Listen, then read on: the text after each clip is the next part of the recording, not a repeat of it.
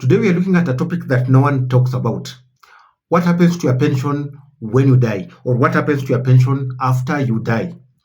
And most people spend 30 to 40 years building their pension. And they either save in NSSF, they save in occupational pension schemes, or either they save in a private retirement plan.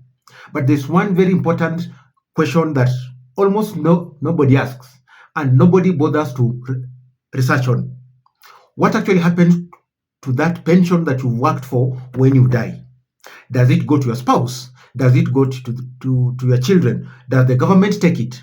Or does it just disappear in thin air? The answer depends on three major factors that I'm going to look at. Factor number one, whether you die before retirement. Factor number two, whether you die after retirement. And factor number three, the last one, whether you nominated beneficiaries. And in this video, I will explain exactly how it works in Kenya today. And we're going to cover six important sections or six important things that align with this particular topic. Number one, what happens if you die before retirement? Number two, what happens if you die after retirement? Number three, who actually receives your pension after you die? Number four, what happens if no beneficiary was nominated? Number five, the common mistakes people make with their pension. And number six, what your family must do to claim the pension. So if you are approaching retirement or you already have a pension, this is one of the most important financial topics that you need to understand, that you have to look at. And at that point, if you haven't subscribed, please do so, because we share a lot of value in this on this channel. I talk about retirement income, retirement planning, retirement saving schemes, and investing plans. So before we continue with the video, I want us to look at some basic definitions that you have to understand, because these are the words that you'll hear often when discussing this pension, and understanding them will make everything much easier for you, and you'll be able to understand and follow. The first term, trustee. Who is a trustee? A trustee is a person or a group of people that are responsible for managing a pension fund that has been entrusted to them. And when a member dies, that is the trustees who decide how the pension benefits should be distributed amongst the children or any other beneficiary. Term number two, we have already mentioned, it's beneficiary. And so beneficiary is a person who you nominate to receive your pension benefits if you die. This could be your spouse, your children, your parents, your relatives, or any other person that you chose. Term number three is a pensioner. So a pensioner is the contributor. If you're contributing money because you are employed, then you are the pensioner. This is the person who contributes towards a pension plan or scheme. Number four, term number four, Retirement Benefits Authority, RBA. And I've mentioned this over and over again. So this is a body that's it's a government body that oversees pension schemes in Kenya. The role is to regulate pension schemes, to protect members' retirement savings, to ensure pension funds are properly managed, and enforce pension laws and regulations. Term number five is income drawdown. Income drawdown is the retirement option where your pension savings remain invested and withdraw money from the fund gradually. Another term, the last one, annuity. An annuity is a financial product which converts your pension savings into a regular income for the rest of your life. So now that you've understood the terms that we'll be using, let us begin with the first important question. What actually happens to your pension if you die before retirement? Because the answer to that question determines whether or not your family receives the pension benefits. So part one, what happens to your pension if you die before retirement? If someone dies before they retire, the pension does not disappear. Instead, the accumulated pension savings become what we refer to as the death benefits.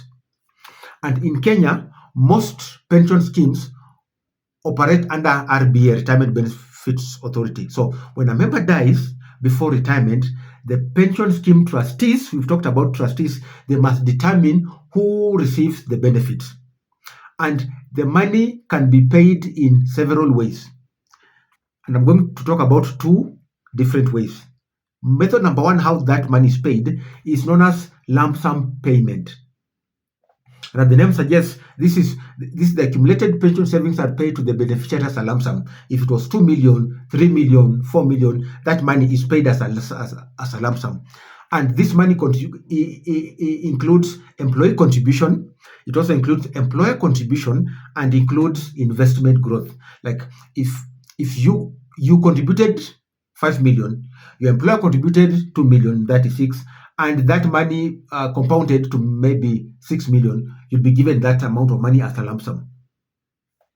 This payment is usually distributed among dependents and nominated beneficiaries. Now, we have got benefits for dependents. Now, if the deceased had a spouse, children, or any other dependents, the trustee may allocate this pension to support those dependents. And this is why the beneficiary nomination forms are extremely important. Why? Because they guide the trustees when deciding who receives the pension benefits. That is part one. Part two. What happens if you die after retirement? Now, this is where things starts becoming tricky or difficult, because by retirement time, many people have already converted their pension into income and they're already earning from that.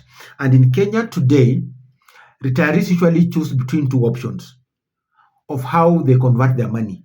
Method number one is known as income drawdown. I've talked about it. And method number two is known as annuity. And what happens after death depends on which option someone chose, whether they chose income drawdown or whether they chose an annuity. I want to talk about each of them. If the retiree was using income drawdown, the pension remains invested and the retiree withdraws income on a gradual basis. If the retiree dies while using drawdown, the remaining pension balance can usually be transferred to beneficiaries, and the beneficiaries may receive this money either as a lump sum so that the remaining money is paid to them, or this money can be transferred into their own retirement account, or they can continue with the monthly withdrawals. If the retirees had bought an annuity, remember, we talked about it, and we say that an annuity converts pension savings into guaranteed income for life. Now, annuity depends on the option that were chosen at the time of purchase. You choose a particular annuity, and there are three common types of annuity. Number one is known as single life annuity. Number two is known as joint life annuity. And number three, guaranteed period annuity. I'll repeat.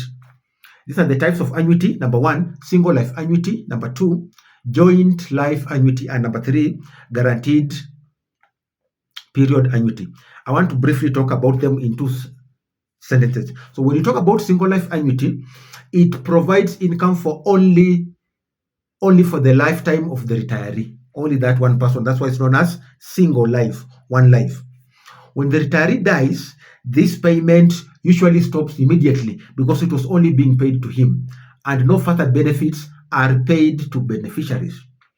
Now, this option will normally provide higher monthly income, but it may not protect the surviving family members after the contributor, the retirees, has passed on.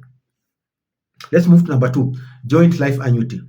And as the name suggests, this one is designed for couples. It continues paying income to the second person, usually a spouse, after the first person dies. For example, if a retiree dies, the spouse may continue receiving either 50% or 100% of the pension income for the rest of their lives.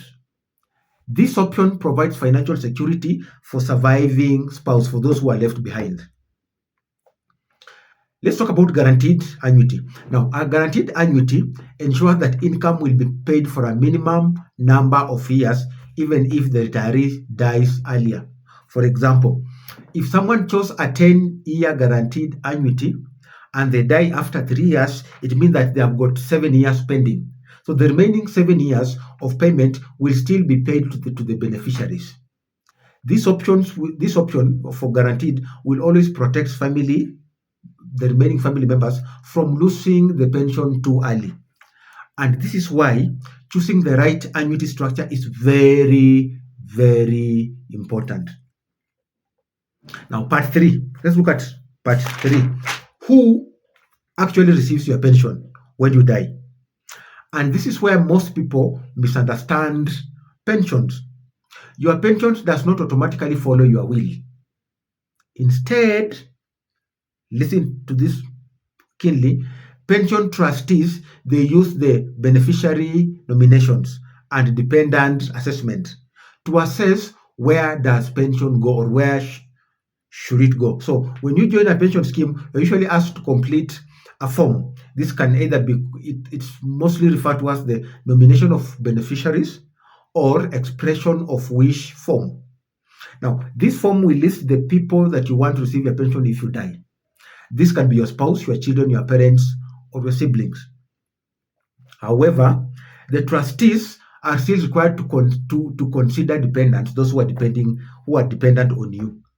And if someone was financially dependent on the deceased, trustees may allocate part of the benefits to that particular person or to those people. Part 4. What happens if no beneficiary was named? No beneficiary was appointed or selected. What happens? Now, this situation happens more often than people think. Someone dies without nominating the beneficiaries. Now, in this scenario, the trustees must investigate the deceased dependents. Who are the dependents to the deceased? And they may look for either the spouse, the children, the parents, or other financial dependents. And the trustees then decide how the benefits should be distributed amongst these dependents. This process might take several months because the scheme must verify the rightful dependents, the rightful owner, who that money should be paid for. And this is exactly why experts always recommend keeping your nomination form updated. And so after you watch this video, make sure that you have updated your nomination form. Major life changes triggers should also trigger the updates on this form, either marriage, divorce, birth of a child, or death of a spouse. Let's go to part 5. The common mistakes that people make. Many people unknowingly make mistakes that can create serious problems to their family when they pass on. And these are the common mistakes. Mistake number 1, not filling the beneficiary nomination form. We've said that the trustees will use this form to nominate who are the rightful beneficiaries. So if you have not filled this form, it becomes a very big problem. Imagine if you have beneficiaries, you have children, and you've not selected them. So it becomes a very big problem. Mistake number 2, never updating the form. Some people still list beneficiaries from 20 years ago. Some of them even passed on, but they are still on your list. So update your beneficiaries list form. Mistake number 3, not informing family members about the pension. And this is common because it happens because some family members do not even know that the deceased had a pension scheme, that they were covered or they were not covered. Mistake number 4, choosing the wrong annuity structure. We've talked about the 3 types of annuity. So when you choose the wrong structure, it will most likely affect the people that are left behind. Remember, we've talked about the single life annuity for you, the joint for you and your spouse, or the guaranteed, which will continue paying you even after you die.